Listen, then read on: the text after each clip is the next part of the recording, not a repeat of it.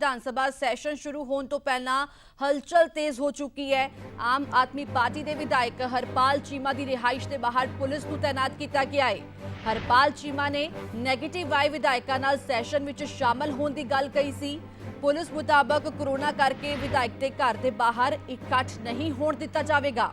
मोहाली विच भी पुलिस वालों नाकेबंदी की गई है। दस दें कि अज 11 बजे विधानसभा की कार्रवाई शुरू होएगी। उस तो पहला हलचल तेज हो चुकी है क्योंकि स्थिति स्पष्ट नहीं है कि आखिरकार कौन इस सैशन का हिस्सा बनेगा। इसको लेकर लगातार कशमकश बरकरार है ते हलचल भी तेज हो चुकी है। सैशन शुरू होने तो पहला आप विधायक हरपाल चीमा की रिहाइश के बाहर पुलिस को तैनात किया गया है। ये तस्वीर दर्शक देख रहे हैं। हरपाल चीमा ने नैगेटिव वाई विधायकों नाल सैशन में शामिल होने की गल कही सी, जबकि हरपाल चीमा एक मीटिंग का हिस्सा बने सी ते उस विच उन्हां दा एक साथी विधायक पॉजिटिव पाया गया। उस तो बाद ते तुहानूं दस दईए कि हरपाल चीमा ने स्पीकर दे नाल भी हाल ही विच मुलाकात की सी तां कई तरह के सवाल ने, कई गल्लां ने इस विचकार लगातार स्पीकर ते मुख्यमंत्री कैप्टन अमरिंदर सिंह यही अपील कर रहे हैं कि तमाम विधायक जो कि कोरोना पॉजिटिव विधायक के संपर्क विच आए ने वो भी सैशन तो दूरी बना के रखन। दस दिए कि हलचल तेज हो चुकी है। 11 बजे सदन की कार्रवाई शुरू होगी। उस तो पहला सुरक्षा भी वधाई जा रही है। वख-वख थावां ते नाकेबंदी पुलिस वालों की गई है। ये तस्वीर दर्शक देख रहे हैं। आप विधायक हरपाल चीमा की रिहाइश के बाहर पुलिस को तैनात किया गया है। देखो ये सुझाव सीएम साहब ने दिता गया पर लेकिन पंजाब के स्पीकर साहब का कोई इस तरह का नहीं आया है।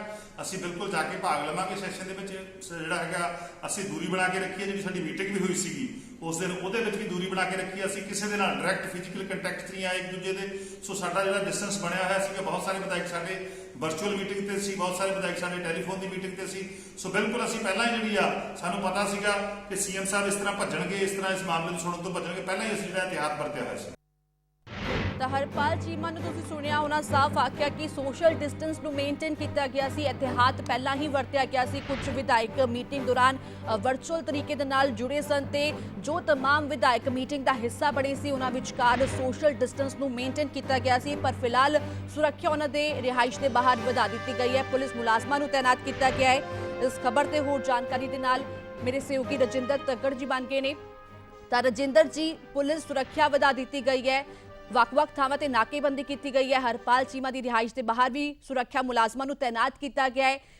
सुरक्षा मुलाजमां नूं तैनात किया गया पर हरपाल चीमा कह रहे हैं कि मीटिंग भी हुई है तो सोशल डिस्टेंस मेनटेन किया गया है। सब तो पहला की अपडेट है? स्वाति, हरपाल चीमा के घर के अगे पुलिस तैनात की गई सी, बल्कि जिहड़ी एंट्री पॉइंट है मिनिस्टीरियल बंगलोज नूं उत्थे भी पुलिस तैनात सी। किसी नूं कॉमन बंदे नूं अंदर एंटर करन नहीं दिता जा रहा सी। मकसद ये सी कि आम आदमी पार्टी के वर्करस का इकट्ठ ना हो सके, उसनूं विफल किया जाए। तो हुण जदों असीं उन्हां नूं पुछया, उन्होंने कहा कि तुसीं साडा जिहड़ा परपस है इत्थे आउण दा वो SHO साहब नूं पता करो, असीं कोई जानकारी तुहानूं नहीं दे सकते। तो सानूं ये भी पता लगा कि उन्होंने आके पहलां हरपाल चीमा के स्टाफ नूं पुछया कि चीमा साहब कित्थे ने। उन्होंने कहा कि चीमा साहब अपनी कोठी दे विच नहीं हन ते वो किसी पासे होर ने।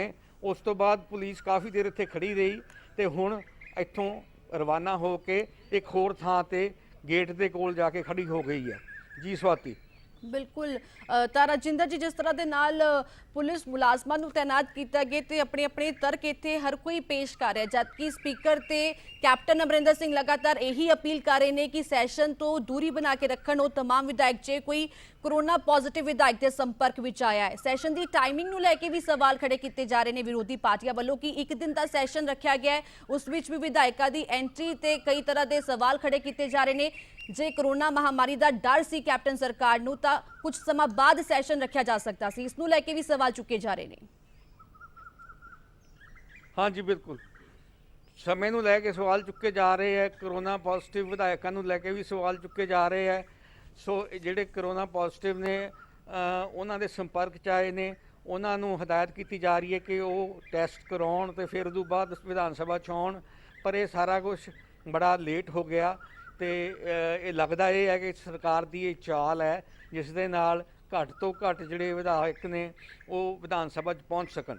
जी ਬਿਲਕੁਲ, ਤਾਂ ਕੈਪਟਨ ਸਰਕਾਰ ਤੇ ਹੁਣ ਸਵਾਲ ਜ਼ਰੂਰ ਖੜੇ ਕੀਤੇ ਜਾ ਰਹੇ ਨੇ ਵਿਰੋਧੀ ਪਾਰਟੀਆਂ ਵੱਲੋਂ ਕਿ ਸਾਜ਼ਿਸ਼ ਦਾ ਖਦਸ਼ਾ ਪਹਿਲਾਂ ਹੀ ਜਿਸ ਤਰ੍ਹਾਂ ਦੇ ਨਾਲ ਅਮਨ ਅਰੋੜਾ ਵੱਲੋਂ ਵੀ ਜ਼ਾਹਿਰ ਕੀਤਾ ਗਿਆ, ਉਸ ਤੋਂ ਬਾਅਦ ਪ੍ਰਗਟ ਸਿੰਘ ਦੀ ਰਿਪੋਰਟ ਸਾਹਮਣੇ ਆਉਂਦੀ ਹੈ, ਉਸ ਨੂੰ ਲੈ ਕੇ ਵੀ ਕਈ ਤਰ੍ਹਾਂ ਦੇ ਸਵਾਲ ਖੜੇ ਹੋ ਰਹੇ ਨੇ ਕਿ ਇੱਕ ਥਾਂ ਤੇ ਟੈਸਟ ਕਰਾਇਆ ਤਾਂ ਪੋਜ਼ਿਟਿਵ ਰਿਪੋਰਟ ਆਉਂਦੀ ਹੈ, ਜਦ ਚੰਡੀਗੜ੍ਹ ਟੈਸਟ ਕਰਾਇਆ ਜਾਂਦਾ ਤਾਂ ਨੈਗੇਟਿਵ ਰਿਪੋਰਟ ਆਉਂਦੀ ਹੈ।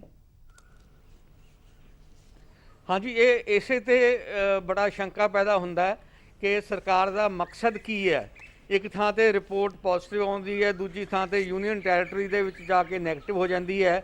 ਇਹਦੇ ਨਾਲ ਜਿਹੜਾ ਹੈਲਥ ਤੰਤਰ ਹੈ ਉਹ ਤੇ ਇੱਕ ਪ੍ਰਸ਼ਨ ਚਿੰਨ੍ਹ ਲੱਗ ਜਾਂਦਾ ਹੈ ਤੇ ਇਹਦੇ ਵਿੱਚ ਪੋਲੀਟੀਕਲ ਏਜੰਡਾ ਵੀ ਸਾਬਤ ਹੁੰਦਾ ਹੈ, ਸਾਹਮਣੇ ਆਉਂਦਾ ਹੈ ਕਿ ਸਰਕਾਰ ਕੀ ਚਾਹੁੰਦੀ ਹੈ। ਸਿਆਸੀ ਤੌਰ ਤੇ ਵਿਪਕਸ਼ ਨੂੰ ਦਬਾਉਣਾ ਚਾਹੁੰਦੀ ਹੈ, ਉਹਨਾਂ ਦੀ ਐਬਸੈਂਸ ਚਾਹੁੰਦੀ ਹੈ ਵਿਧਾਨ ਸਭਾ ਤੋਂ, ਤਾਂ ਕਿ ਉਹ ਕੋਈ ਪ੍ਰੋਟੈਸਟ ਨਾ ਕਰ ਸਕਣ, ਆਪਣੀ ਆਵਾਜ਼ ਨਾ ਉਠਾ ਸਕਣ। ਜੀ ਬਿਲਕੁਲ, ਤਾਂ ਕਈ ਤਰ੍ਹਾਂ ਦੀ ਅਹਿਮ ਗੱਲਾਂ ਨੇ, ਕਈ ਸਵਾਲ ਨੇ ਇਸ ਵਿਚਕਾਰ ਲਗਾਤਾਰ, ਜਿੱਥੇ ਇਹ ਅਪੀਲ ਕੀਤੀ ਜਾ ਰਹੀ ਹੈ ਕਿ ਮਹਾਮਾਰੀ ਨੂੰ ਦੇਖਦੇ ਹੋਏ ਇਹਤਿਆਤ ਵਰਤਿਆ ਜਾਵੇ, ਧਿਆਨ ਰੱਖਿਆ ਜਾਵੇ। ਦੂਜੇ ਪਾਸੇ ਵਿਰੋਧੀ ਪਾਰਟੀਆਂ ਵੱਲੋਂ ਸਰਕਾਰ ਨੂੰ ਟਾਰਗੇਟ ਕੀਤਾ ਜਾ ਰਿਹਾ ਹੈ। ਧੰਨਵਾਦ तमाम ਗੱਲਬਾਤ ਲਈ।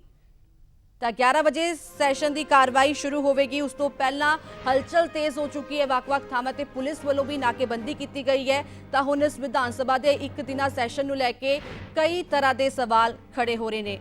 ਮੇਰੇ ਸਹਿਯੋਗੀ ਤਰਲੋਚਨ ਜੀ ਵੀ ਜੁੜ ਗਏ ਨੇ। ਤਾਂ ਤਰਲੋਚਨ ਜੀ, ਕਈ ਸਵਾਲ ਨੇ, ਸੈਸ਼ਨ ਦੀ ਟਾਈਮਿੰਗ ਨੂੰ ਲੈ ਕੇ ਸਵਾਲ ਹੈ, ਐਂਟਰੀ ਨੂੰ ਲੈ ਕੇ ਸਵਾਲ ਹੈ, ਤੇ ਹੁਣ ਇਹੀ ਸਵਾਲ ਵਿਰੋਧੀ ਲਗਾਤਾਰ ਕਰ ਰਹੇ ਨੇ ਕਿ ਜੇ ਮਹਾਮਾਰੀ ਦਾ ਡਰ ਸੀ ਸਰਕਾਰ ਨੂੰ ਤਾਂ ਸਮਾਂ ਰੱਖਿਆ ਜਾ ਸਕਦਾ ਸੀ। ਬਾਅਦ ਵਿੱਚ ਇੱਕ ਦਿਨ ਦਾ ਸੈਸ਼ਨ ਹੈ, ਉਸ ਵਿੱਚ ਵੀ ਕਈ ਤਰ੍ਹਾਂ ਦੀ ਗੱਲਾਂ ਸਾਹਮਣੇ ਆ ਰਹੀਆਂ ਨੇ। ਹੁਣ ਬਿਲਕੁਲ ਬੜੀ ਹੈਰਾਨੀਜਨਕ ਗੱਲ ਹੈ। ਪੰਜਾਬ ਦੇ ਵਿਧਾਨ ਸਭਾ ਦੇ ਵਿਰੋਧੀ ਧਿਰ ਦੇ ਜਿਹੜੇ ਲੀਡਰ ਨੇ ਹਰਪਾਲ ਸਿੰਘ ਚੀਮਾ, ਉਹਨਾਂ ਦੀ ਕੋਠੀ ਦਾ ਇਸ ਤਰ੍ਹਾਂ ਪੁਲਿਸ ਵੱਲੋਂ ਘਿਰਾਓ ਕਰਨਾ ਬੜਾ ਕਈ ਤਰ੍ਹਾਂ ਦੇ ਸਵਾਲ ਖੜੇ ਕਰਦਾ। ਹੁਣੇ ਆਮ ਆਦਮੀ ਪਾਰਟੀ ਦੇ ਜਿਹੜੇ ਮੀਡੀਆ ਇੰਚਾਰਜ ਨੇ ਉਹਨਾਂ ਨਾਲ ਗੱਲ ਹੋਈ ਹੈ ਮਨਜੀਤ ਸਿੰਘ ਸਿੱਧੂ ਨਾਲ। ਉਹ ਕਹਿੰਦੇ ਵੀ ਸਵੇਰ ਤੋਂ ਪੁਲਿਸ ਨੇ ਸੈਕਟਰ 39 ਤੇ ਚੀਮਾ ਸਾਹਿਬ ਦੀ ਕੋਠੀ ਦਾ ਜਿਹੜਾ ਪੁਲਿਸ ਨੇ ਘਿਰਾਓ ਕੀਤਾ ਹੈ, ਔਰ ਬਾਰ-ਬਾਰ ਇਹ ਪੁੱਛ ਰਹੇ ਨੇ ਵੀ ਚੀਮਾ ਸਾਹਿਬ ਕਿੱਥੇ ਨੇ। ਇੱਕ ਢੰਗ ਨਾਲ ਚੀਮਾ ਸਾਹਿਬ ਨੂੰ ਹਾਊਸ ਅਰੈਸਟ ਕਰਨ ਵਾਲੀ ਜਿਹੜੀ ਕਾਰਵਾਈ ਕੀਤੀ ਜਾ ਰਹੀ ਹੈ।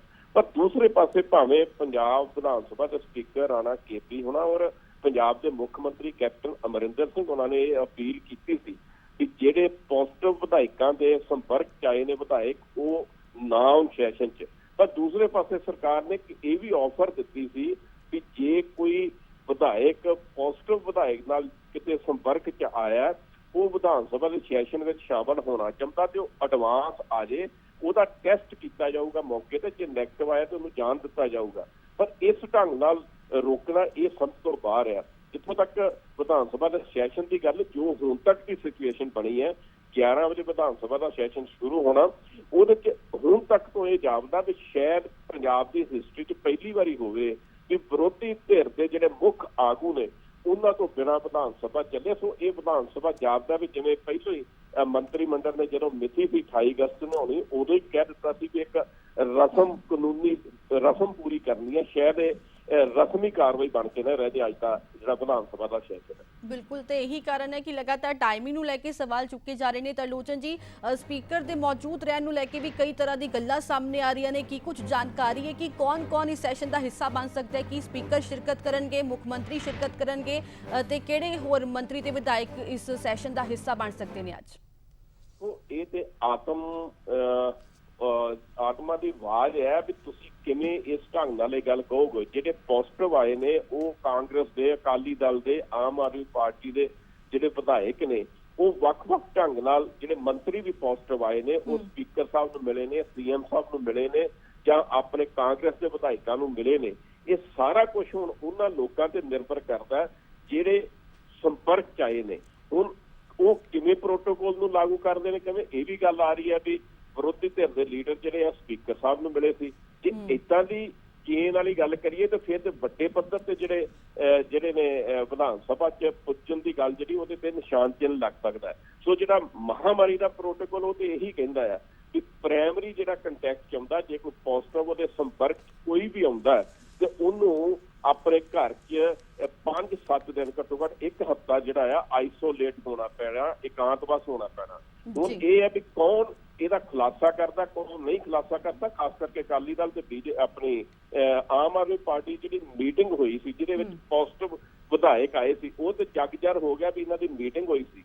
ਪਰ ਜਿਹੜੇ ਨਿੱਜੀ ਤੌਰ ਤੇ ਮਿਲੇ ਨੇ ਇਹ ਤੇ ਹੁਣ ਆਪਣੇ ਢੰਗ ਨਾਲ ਹੀ ਸਾਰੇ ਦੇਖਣਗੇ ਵੀ ਕਿਹਦੇ ਮੈਂ ਸੰਪਰਕ ਚ ਆਇਆ ਜਾਂ ਨਹੀਂ ਆਇਆ। ਬਿਲਕੁਲ ਸੋ ਤਰਲੋਚਨ 11 ਜੀ ਵਜੇ ਗੱਲ ਸੰਪਰਕ ਸਪਸ਼ਟ ਵਿੱਚ ਹੋਊਗੀ ਆਉਣ ਨੂੰ ਕੌਣ- ਲੈ ਕੇ ਵੀ ਚਰਚਾ ਹੋ ਰਹੀ ਹੈ ਤੇ ਹੁਣ ਇੱਕ ਗੱਲ ਇਹ ਵੀ ਸਾਹਮਣੇ ਆ ਰਹੀ ਹੈ ਕਿ ਜੋ तमाम ਵਿਧਾਇਕ ਪੋਜ਼ਿਟਿਵ ਆਏ ਨੇ, ਜਿਵੇਂ ਪ੍ਰਗਟ ਸਿੰਘ ਦੀ ਗੱਲ ਕਰੀਏ ਤਾਂ ਰਿਪੋਰਟ ਹੀ ਉਹਨਾਂ ਦੀ ਵੱਖ-ਵੱਖ ਆਈ ਹੈ, ਵੱਖ-ਵੱਖ ਥਾਵਾਂ ਤੇ 2 ਰਿਪੋਰਟ ਆਈਆਂ ਨੇ, ਇੱਕ ਥਾਂ ਤੇ ਪੋਜ਼ਿਟਿਵ ਆਈ ਹੈ, ਦੂਜੇ ਥਾਂ ਤੇ ਨੈਗੇਟਿਵ ਆਈ ਹੈ। ਫਿਰ ਇਸ ਗੱਲ ਨੂੰ ਲੈ ਕੇ ਵੀ ਕਈ ਤਰ੍ਹਾਂ ਦੇ ਸਵਾਲ ਖੜੇ ਹੋ ਰਹੇ ਨੇ, ਮੈਡੀਕਲ ਫੈਸਿਲਿਟੀਜ਼ ਨੂੰ ਲੈ ਕੇ, ਟੈਸਟਿੰਗ ਨੂੰ ਲੈ ਕੇ ਵੀ ਕਈ ਤਰ੍ਹਾਂ ਦੇ ਸਵਾਲ ਖੜੇ ਹੋ ਰਹੇ ਨੇ, ਭਾਵੇਂ ਕੋਈ ਵੀ ਵਿਧਾਇਕ ਹੋਵੇ ਜਾਂ ਫਿਰ ਪੰਜਾਬ ਦੀ ਜਨਤਾ ਹੋਵੇ। ਬਹੁਤ ਹੈਰਾਨੀਜਨਕ ਹੈ ਵੀ ਜਦੋਂ ਪ੍ਰਗਟ ਸਿੰਘ ਦੀ ਜਲੰਧਰ ਤੋਂ ਇੱਕ ਦਿਨ ਪਹਿਲਾਂ ਟੈਸਟ ਕਰਾਉਂਦੇ ਨੇ ਤੇ ਉਹ ਪੋਜ਼ਿਟਿਵ ਆ ਜਾਂਦਾ, ਜਦੋਂ ਕਿ ਅਗਲੇ ਦਿਨ ਚੰਡੀਗੜ੍ਹ ਕਰਾਉਂਦੇ ਨੇ ਤੇ ਨੈਗੇਟਿਵ ਆ ਜਾਂਦਾ। ਇਹਦੇ ਤੇ ਪਹਿਲਾਂ ਆਮ ਆਦਮੀ ਪਾਰਟੀ ਦੇ ਜਿਹੜੇ ਵਿਧਾਇਕ ਨੇ ਅਮਨ ਅਰੋੜਾ, ਉਹਨਾਂ ਨੇ ਇਹ ਇੱਕ ਬਹੁਤ ਵੱਡਾ ਦੋਸ਼ ਵੀ ਲਾਇਆ ਸੀ ਕਿ ਸ਼ਾਇਦ ਇੱਕ ਸਾਜ਼ਿਸ਼ ਤਹਿਤ ਵਿਰੋਧੀ ਧਿਰਾਂ ਦੇ ਵਿਧਾਇਕਾਂ ਨੂੰ ਜਿਹੜਾ ਆ ਉਹ ਪੋਜ਼ਿਟਿਵ ਦਿਖਾ ਕੇ ਤੇ ਵਿਧਾਨ ਸਭਾ ਤੋਂ ਬਾਹਰ ਰੱਖਣਾ ਪੈ ਰਿਹਾ। ਸੋ ਇਹ ਜਿਹੜੀ ਪ੍ਰਗਟ ਸਿੰਘ ਉਹਨਾਂ ਦੀ ਖਾਸ ਕਰਕੇ ਰਿਪੋਰਟ ਦੀ ਗੱਲ ਆਈ ਹੈ, ਇਹ ਬਹੁਤ ਇੱਕ ਭੇਦ ਵਾਲੀ ਗੱਲ ਹੈ। ਟੈਕਨੀਕਲ ਗਲਤੀ ਵੀ ਹੋ ਸਕਦੀ ਹੈ, ਪਰ ਹੁਣ ਉਹ ਨੈਗੇਟਿਵ ਆਏ ਨੇ, 2 ਦਿਨ ਪਹਿਲਾਂ ਪੋਜ਼ਿਟਿਵ ਆਏਗੀ। ਹੁਣ ਇਹਦੇ ਸੰਬੰਧ ਵਿੱਚ ਸਰਕਾਰ, ਸਪੀਕਰ ਸਾਹਿਬ ਕੀ ਫੈਸਲਾ ਲੈਣਗੇ। ਸੋ ਇਹ ਸਾਰੀ ਸਥਿਤੀ ਜਿਹੜੀ ਬੜੀ ਗੁੰਝਲਦਾਰ ਬਣੀ ਪਈ ਹੈ।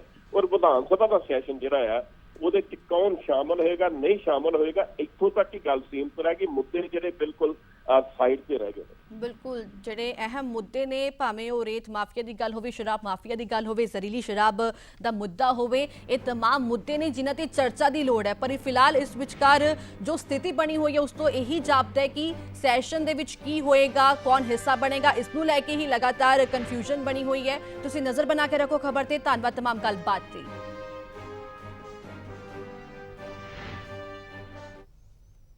ਸਪੀਕਰ ਰਾਣਾ KP ਸਿੰਘ ਦੇ ਵੀ ਸੈਸ਼ਨ ਵਿੱਚ ਸ਼ਾਮਲ ਹੋਣ ਨੂੰ ਲੈ ਕੇ ਸਸਪੈਂਸ ਲਗਾਤਾਰ ਬਰਕਰਾਰ ਹੈ। ਹਰਪਾਲ ਚੀਮਾ ਦੇ ਸੰਪਰਕ ਵਿੱਚ ਆਏ ਸਨ ਰਾਣਾ KP ਸਿੰਘ। ਹਰਪਾਲ ਚੀਮਾ ਆਮ ਆਦਮੀ ਪਾਰਟੀ ਦੇ ਪੋਜ਼ਿਟਿਵ ਆਏ ਵਿਧਾਇਕਾਂ ਦੇ ਕੰਟੈਕਟ ਵਿੱਚ ਰਹੇ ਨੇ। ਸਪੀਕਰ ਵੱਲੋਂ ਪੋਜ਼ਿਟਿਵ ਆਏ ਲੋਕਾਂ ਦੇ ਸੰਪਰਕ ਵਿੱਚ ਆਉਣ ਵਾਲਿਆਂ ਨੂੰ ਸੈਸ਼ਨ ਵਿੱਚ ਨਾ ਆਉਣ ਦੀ ਅਪੀਲ ਕੀਤੀ ਗਈ ਕਿ ਉਹ ਸੈਸ਼ਨ ਦਾ ਹਿੱਸਾ ਨਾ ਬਣਨ। ਵਿਧਾਨ ਸਭਾ ਦੇ ਡਿਪਟੀ ਸਪੀਕਰ ਪਹਿਲਾਂ ਤੋਂ ਹੀ ਕੋਰੋਨਾ ਤੋਂ ਪੀੜਤ ਨੇ, ਤਾਂ ਹੁਣ ਲਗਾਤਾਰ ਸਸਪੈਂਸ ਬਣਿਆ ਹੋਇਆ ਕਿ ਕੀ ਸਪੀਕਰ ਇਸ ਸੈਸ਼ਨ ਦਾ ਹਿੱਸਾ ਬਣਨਗੇ, ਕਿਹੜੇ ਮੰਤਰੀ, ਕਿਹੜੇ ਵਿਧਾਇਕ ਇਸ ਸੈਸ਼ਨ ਦਾ ਹਿੱਸਾ ਬਣਨਗੇ। ਕਿਉਂਕਿ ਜਿਸ ਤਰ੍ਹਾਂ ਦੇ ਨਾਲ ਹਰਪਾਲ ਚੀਮਾ ਦੇ ਸੰਪਰਕ ਵਿੱਚ ਆਏ ਸਨ ਰਾਣਾ KP ਤੇ ਹਰਪਾਲ ਚੀਮਾ ਕੁਝ ਆਪਣੇ ਸਾਥੀ ਵਿਧਾਇਕਾਂ ਦੇ ਕੰਟੈਕਟ ਵਿੱਚ ਰਹੇ ਨੇ, ਉਸ ਤੋਂ ਬਾਅਦ ਲਗਾਤਾਰ ਇਹੀ ਸਵਾਲ ਖੜੇ ਹੋ ਰਹੇ ਨੇ ਕਿ ਆਖਿਰਕਾਰ ਕੌਣ ਇਸ ਸੈਸ਼ਨ ਦਾ ਹਿੱਸਾ ਬਣੇਗਾ, ਕਿ ਸਪੀਕਰ ਇਸ ਸੈਸ਼ਨ ਵਿੱਚ ਮੌਜੂਦ ਰਹਿਣਗੇ। ਹਰਪਾਲ ਚੀਮਾ ਪਹੁੰਚਣਗੇ ਕਿਉਂਕਿ ਉਹਨਾਂ ਦੀ ਰਿਹਾਇਸ਼ ਦੇ ਬਾਹਰ ਸੁਰੱਖਿਆ ਮੁਲਾਜ਼ਮਾਂ ਨੂੰ, ਪੁਲਿਸ ਮੁਲਾਜ਼ਮਾਂ ਨੂੰ ਤੈਨਾਤ ਕਰ ਦਿੱਤਾ ਗਿਆ ਹੈ।